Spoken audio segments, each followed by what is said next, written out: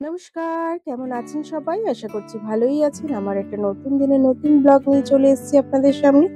এই সকালবেলা স্নান করে কাশী বিশ্বনাথে যাব হচ্ছে পুজো দিতে। তাই জন্য সবাই মিলে চলে এলাম এখানে কাশী বিশ্বনাথে পুজো দেব। তারপর কাশী বিশ্বনাথে ওখানে পুজো দিয়ে চলে যাব হচ্ছে মা অন্নপূর্ণার ওখানে খাওয়া দাওয়া করতে। এই যে মা অন্নপূর্ণা মন্দিরে খাওয়া দাওয়া করবো। তো ভেতরে ক্যামেরা অ্যালাউ করছে না, তাই জন্য ভিডিও করতে পারছি না। তো এখানে খাওয়া দাওয়া করে ঘাটের দিকে চলে এসেছি। ঘাটের দিকে এবার ঘাট ধরে সব জায়গায় ঘুরে বেড়াবো। ঘাটে ঘাটে পুরো গেলে একদম সবকিছু দেখা যায়। তো যতটা দেখি, যতটা যেতে পারি ততটা যাব আমরা সবাই মিলে। বাবা তো বেশি হাঁটতে পারে না, তাই জন্য বেশি দূর মনে হয় না যেতে পারবো, তাও দেখছি বাবা কতটা দূর যেতে পারে। তো এখন যাব হচ্ছে সোজা হাঁটতে হাঁটতে হাঁটতে ওই তোমার মণিকর্ণিকা ঘাট। মণিকর্ণিকা ঘাটে গিয়ে একটুখানি দাঁড়াবো। আর প্রায় ট্রেনের টাইম আছে আমাদের 9টার সময়, খুব তাড়াহুড়ো করেই যাব।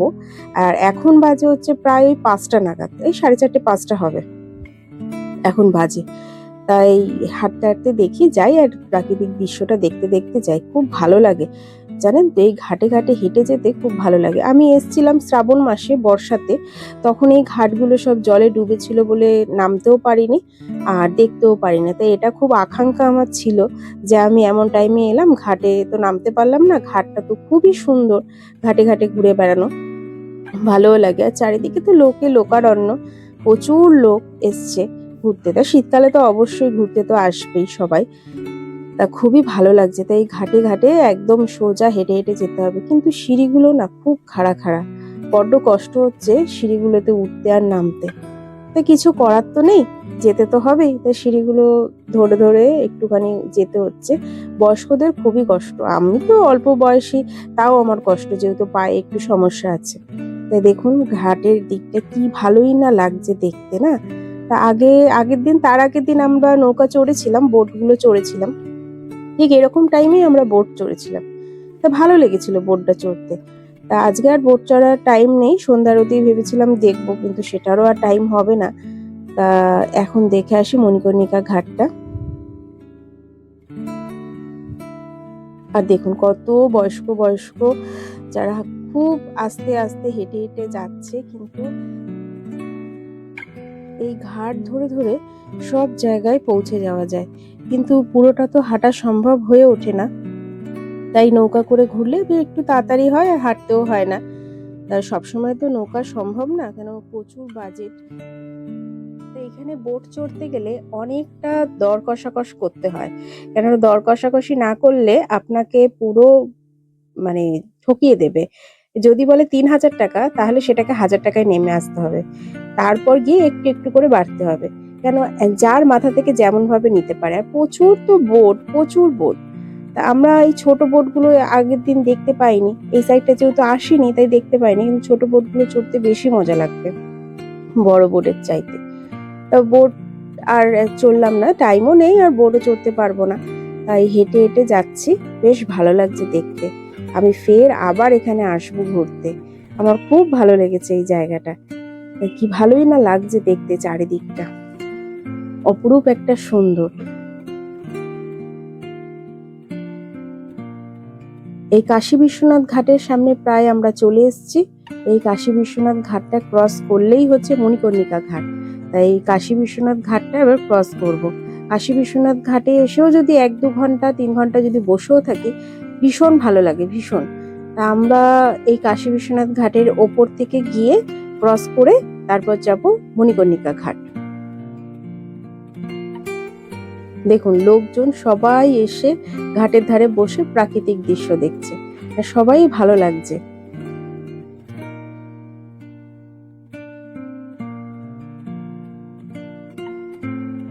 আর বারে বারে পেছন ঘুরে ঘুরে আমি দেখছি যে বাবা হাঁটতে পারছে কি পারছে না, কেন অনেকটাই তো বয়স হয়েছে। আর বাবার আমার একটু শ্বাসকষ্ট টাইপের আছে, তাই জন্য একটু অসুবিধা হয় হেঁটে যেতে। হাঁটতে উনি পারে না, তাও কষ্ট করে হেঁটে হেঁটে যাচ্ছে। এই যে কাশী বিশ্বনাথ চলে এসেছি, কাশী বিশ্বনাথ ঘাট এটা। কাশী বিশ্বনাথ ঘাটে এই সাইডটা করে নেমে গিয়ে তারপর উঠে আবার আবার সিঁড়ি দিয়ে উঠতে হবে, অনেকটা বড় সিঁড়ি। সিঁড়ি দিয়ে উঠে গিয়ে তারপরে তোমার যেতে হবে মণিকর্ণিকা ঘাট।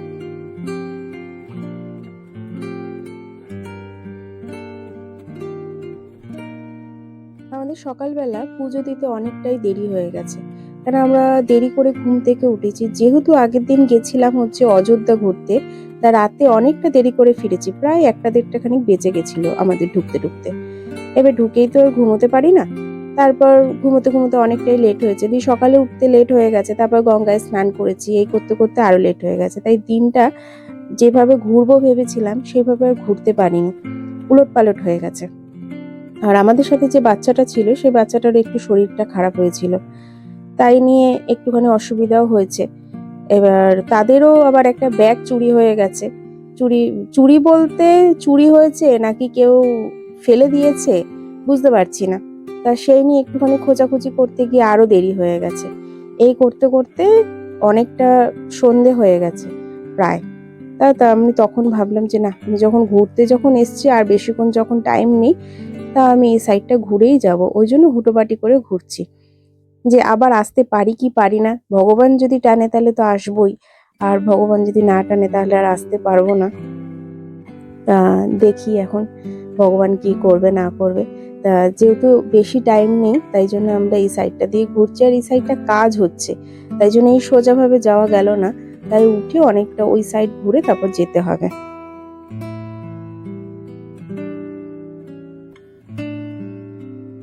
তা এত পরিষ্কার, এত সুন্দর যে বলার কোনো জায়গা নেই, এত পরিষ্কার।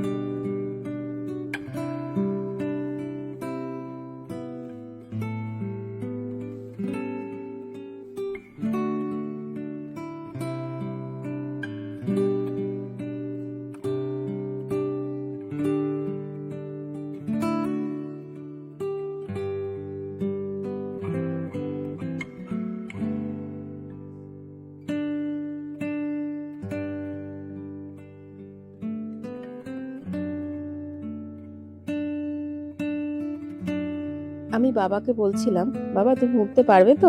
তা বাবা বলল হ্যাঁ দেখছি। তা আমি উঠতে পারছি না, দেখুন আমি কিছুক্ষণ পর গিয়ে দাঁড়িয়ে পড়বো কিছুটা উঠে, কিন্তু আমার বাবা হুড়ুর করে উঠে পড়েছে। আমার মাও উঠতে পারছে না ঠিকঠাক ভাবে, যা দেখুন আমি দাঁড়িয়ে রয়েছি। আর মা উঠতে পারছে না, তাই জন্য মা রেলিংটা ধরে ধরে উঠছে আস্তে আস্তে। তাই সবাই মিলে উঠে হাঁপাচ্ছি, যেহেতু অনেকটা খাড়া সিঁড়ি, তাই হাঁপাতে হাঁপাতে উঠে এই যাচ্ছি হচ্ছে মণিকর্ণিকা ঘাটের দিকে। এই সোজা দেখা যায় একদম কাশী বিশ্বনাথ মন্দিরটা, একদম সোজা। ডান দিক দিয়ে চলে গেলে হচ্ছে মণিকর্ণিকা ঘাটটা।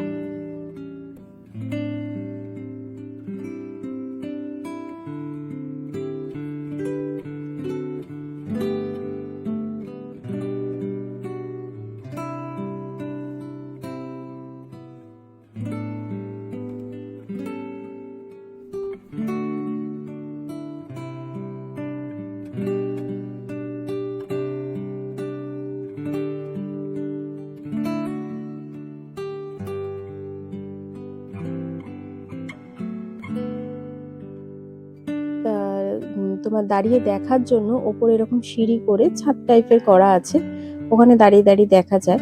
তাই ওইখানে উঠে গিয়ে আমরা দাঁড়িয়ে দাঁড়িয়ে একটুখানি দেখবো। এই ওপর দিয়ে উঠে যেতে হবে। এই সাইডটা একটু নোংরা, কিন্তু ওই সাইডগুলো সবই পরিষ্কার।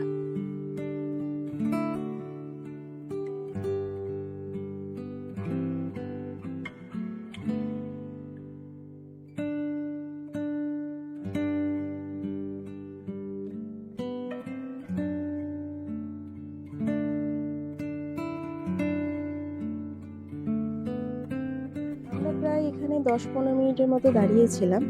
তা আমরা দাঁড়িয়ে থাকতে থাকতে প্রায় 5-6টা বডি ঢুকলো।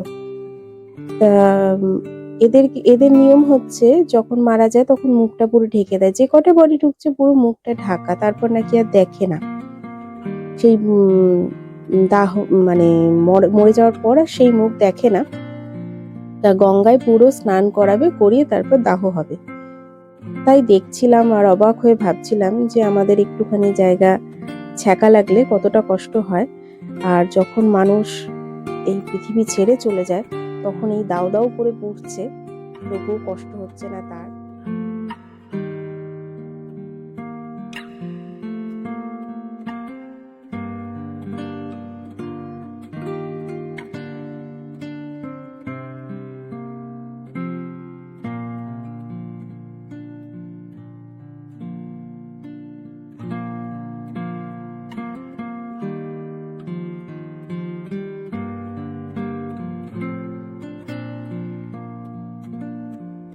মণিকর্ণিকা ঘাট থেকে বেরিয়ে এলাম, বেরিয়ে কাশী বিশ্বনাথে একটু ঢুকবো। যেহেতু কাশী বিশ্বনাথের সামনে ঘাটে চলে এসেছি, তাই কাশী বিশ্বনাথকে একটু দর্শন না করে তো আর বেরোবো না। তাই ভাবলাম যে কাশী বিশ্বনাথকে একটু দর্শন করি।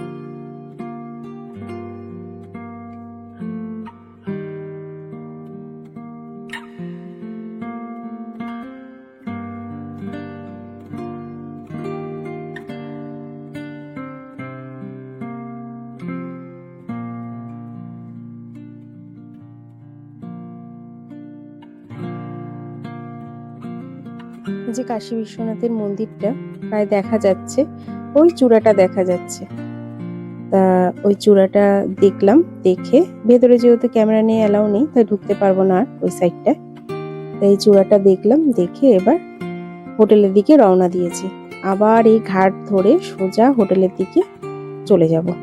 সোজা ঘাট ধরে এবার হোটেলের দিকে গিয়ে যে কটা জামা কাপড় আছে গুছিয়ে টুচিয়ে নিয়ে আমরা এবার রওনা দেবো কলকাতার দিকে। তা বাড়ির দিকে যেহেতু যাব, মনটাও একটু আনন্দ লাগছে, যেহেতু অনেকদিন হয়ে গেছে এখানে রয়েছি। অনেকদিন বলতে 5 দিন বাড়ি ছাড়া, মানে অনেকটাই ব্যাপার। সারা রাত ট্রেনে থেকে এই সকালবেলা নেমেছি, নেমে এবার একটা গাড়ি বুক করে চলে যাব হচ্ছে বাড়ি। এই সবাই মিলে দাঁড়িয়েছি, গাড়িটা বুক করছে, করে তারপর বাড়ির দিকে রওনা।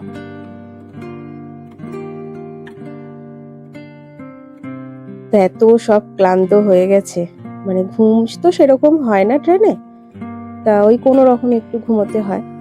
তা বাড়ি গিয়ে একটু ক্লান্তি করা যাবে শুয়ে। এই যে আমাদের হাওড়া ব্রিজ, এত তো ভিডিও করলাম, তা আমাদের কলকাতায় যদি হাওড়া ব্রিজটা ভিডিও না করি এটা খুবই খারাপ হবে।